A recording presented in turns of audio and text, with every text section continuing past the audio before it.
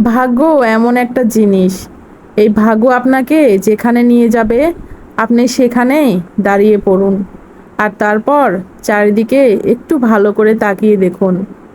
ভালো করে দেখার পরে নিজেকে একটু প্রশ্ন করবেন আর মনে মনে ভাববেন, জীবনে যা কিছু হচ্ছে এই সব কিছুর সাথে নিজেকে মানিয়ে নিতে হবে। কেননা জীবনে ভালো থাকার জন্য সবচেয়ে বড় উপায় কি জানেন?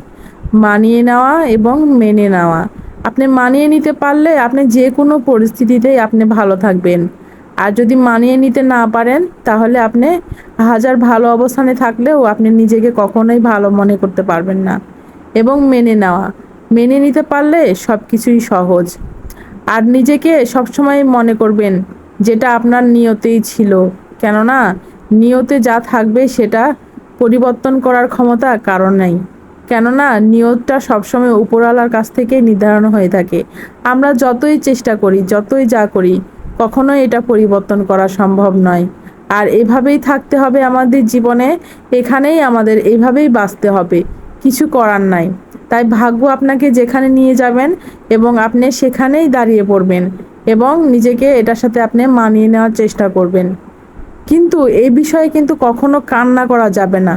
কেননা কান্না করলে আপনি এখানে দুর্বল হয়ে যাবেন।